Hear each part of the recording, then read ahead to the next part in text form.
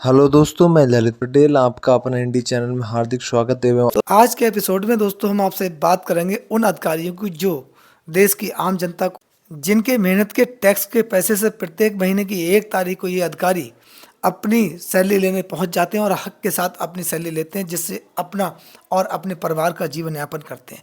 लेकिन कुछ अधिकारियों की इस प्रकार की सोच आखिर उन्हीं लोगों के प्रति क्यों है जिनके लिए सरकार के द्वारा संवैधानिक पद पर इन लोगों को बिठाला गया है और उनकी सेवा करने के लिए बिठाया गया है, लेकिन ये अपने फर्ज को भूलकर उनका शोषण करना, उनके प्रति हीन भावना रखना और उनको सरेआम बेइज्जत करने में अपने आप को गौरवान्वित महसूस करते हैं।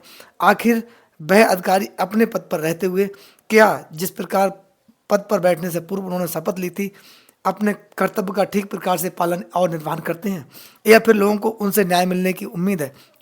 उनमें से कुछ अधिकारियों की, हालांकि इन अधिकारियों की फेहरिस्त बहुत लंबी हो सकती है, लेकिन मैं आपके सामने उनमें से कुछ अधिकारियों के नाम और पद नाम जरूर बताने का प्रयास करूंगा जिनके द्वारा सरेआम देश की आम जनता को, आम नागरिक को बेइज्जत और प्रताड़ित करने का काम किया गया है। दोस्तों, क्या इस प्रकार की सोच रखने वाले अधिकारी, क्या इस प्रकार के अपने पद के आम जनता को उल्टा हनक दिखाने वाले अधिकारी क्या समाज के लिए एक वरदान साबित हो सकते हैं? क्या इनसे समाज को न्याय मिलने की उम्मीद है? क्या इस प्रकार के अधिकारी अपनी क्षमता के अनुरूप क्या देश की आम जनता को, आम नागरिक को या फिर पीड़ित व्यक्ति के साथ खड़े होने की बजाय सीधे उसे प्रताड़ित करने में लगे हैं? क्या अपने पद की हनक या अपने पद को अपने निजी हित और निजी स्वार्थ के हिसाब से सिद्ध करने में, साधने में लगे हैं, जो कि एक देश के लिए अभिशाप भी हो सकता है और देश की नींव को खोखला करने के लिए भी ये अधिकारी, इस प्रकार की सोच रखने वाले अधिकारी देश की नींव को खोखला करने का काम करते हैं। वही हम एक विकसित राष्ट्र की ओर अब अग्रसर हैं और कल्पना भी करते हैं और करना भी चाहिए, हम विकसित राष्ट्र एक समय होंगे। लेकिन इस प्रकार के अधिकारी, इस प्रकार की सोच रखने वाले अधिकारी आम जनता के प्रति जब इनकी सोच इस प्रकार की होगी, तब अब आप समझ सकते हैं कि हम विकसित राष्ट्र की ओर अग्रसर हैं। ये लोग उसमें रोड़ा नहीं बनने जा रहे हैं क्या? इस पर हम आपसे विस्तार पूर्वक बात करेंगे।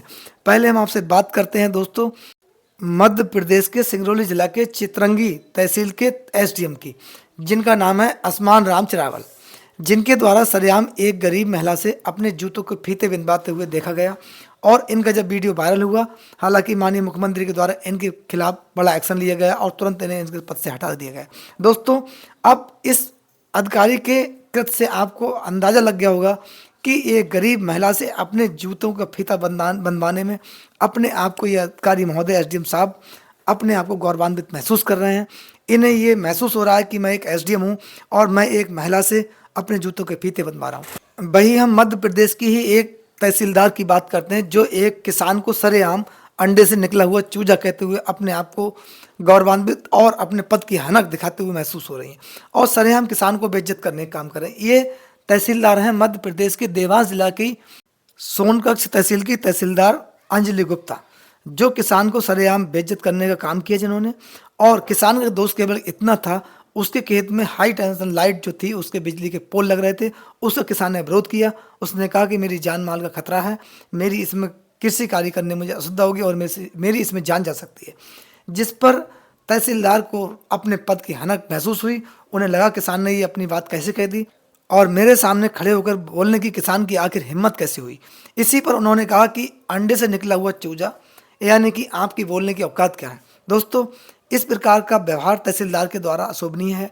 हालांकि इन तीनों ही अधिकारियों के खिलाफ माननीय मुख्यमंत्री मध्य प्रदेश के द्वारा तत्काल एक्शन लिया गया और इनको इनके पदों से हटा दिया गया और इनके खिलाफ कार्रवाई भी की गई। दोस्तों, हालांकि इस प्रकार की सोच रखने वाले कुछ अधिकारी मध्य प्रदेश में ही नहीं बल्कि उत्तर प्रदेश में भी हैं, जिनके मैं नाम आपके समक्ष रख रहा हूँ। जिसमें मथुरा के सहायक नगर आयुक्त राजकुमार मित्तल का एक वीडियो आपने देखा होगा, जिसमें वह सरकारी गाड़ी में अपने कुत्ते को घुमाते हुए नजर आए।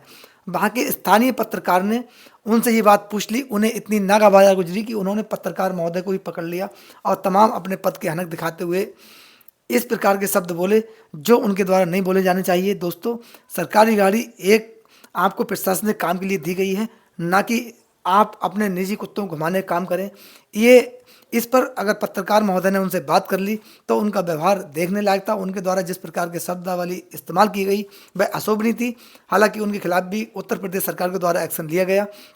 वहीं यूपी के हरदोई की एक एसडीएम स्वाति शुक्ला का मैं आपको जिक्र कर रहा हूँ कि स्वाति शुक्ला एक सीएससी सेंटर पर केवल औचक निरीक्षण के लिए पहुंच जाती हैं और वहां पर केवल डॉक्टर साहब के द्वारा उन्हें अपनी कुर्सी नहीं छोड़ने के लिए एसडीएम साहब को अपने पद की हनक इस प्रकार से महसूस हुई कि उन्होंने डॉक्टर को सरेआम बेइज्जत करने के अलावा और भी तमाम इस प्रकार के काम किए, उनको नौकरी से निकालने की भी बात कही, थाने में बिठलवाने की बात भी कही और एसडीएम महोदय के द्वारा इस प्रकार के तमाम शब्दों का इस्तेमाल किया गया जो उनके लिए अशोभनीय हो सकते थे।